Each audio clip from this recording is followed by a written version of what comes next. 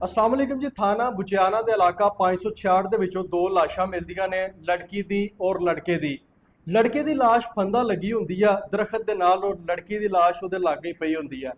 Police ਨੂੰ ਇਤਲਾਹ ਮਿਲਦੀ ਹੈ ਕਿ ਕੁੜੀ ਮੁੰਡੇ ਦੀ ਲਾਸ਼ ਆ ਫਸਲਾਂ ਦੇ ਵਿੱਚ ਪਈ ਆ।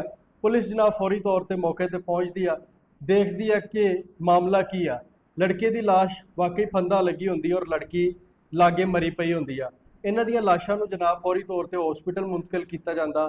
लड़की की शनाख्त फातिमा दुख्तर अरशद कौम गुज्जर उम्र 14 साल 566 गाफबे तो होंगी है, जबकि लड़के की शनाख्त वासफ अली वल्द फकीर मोहम्मद कौम गुज्जर सकना 566 गाफबे तो होंगी है। ये दोवें आपस के सौतेले भैन भरा होंगे ने और जदों तहकीक होंगी आ तो पता ही लगता कि दोवें भैन भरा घरेलू झगड़े की वजह तो घर छड्ड के तो चले गए सी। जबकि अहले खाना ने थाना बुशियाना तो रुजू किया कि मुंडा जिहड़ा ना कुड़ी नूं अगवा करके लै गया। पुलिस ने जनाब छाणबीन की, तहकीक की, मामले नूं देखिया कि मामला है की आ।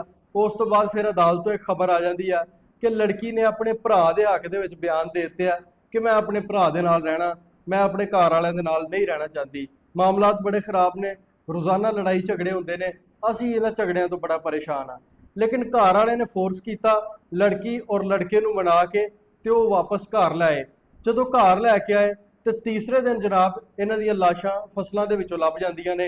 ਹਜੇ ਤੱਕ ਇਹ ਮਾਮਲਾ ਮਸ਼ਕੂਕ ਆ, ਪਤਾ ਹੀ ਨਹੀਂ ਲੱਗ ਰਿਹਾ ਕਿ ਇਹਨਾਂ ਨੇ ਆਪਣੀ ਜ਼ਿੰਦਗੀ ਦਾ ਖਾਤਮਾ ਖੁਦ ਕੀਤਾ ਜਾਂ ਕੋਈ ਬੰਦਾ ਇਹਨਾਂ ਨੂੰ ਮਾਰ ਗਿਆ।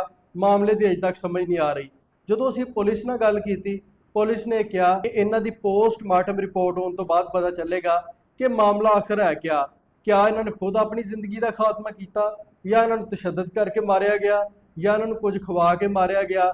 सारा कुछ ਜਿਹੜਾ ना जी वो कच्चा ਚੱਠਾ सामने आ जाएगा, लेकिन थोड़ा टाइम लगेगा।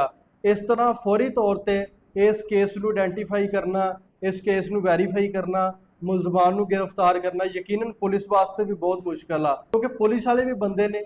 इस तरह फौरी तौर पर किसी बेगुनाह को फड़ के अगर मारिया कुटिया जाएगा तो यह भी जड़ा ना कानून के मुनाफी होएगा।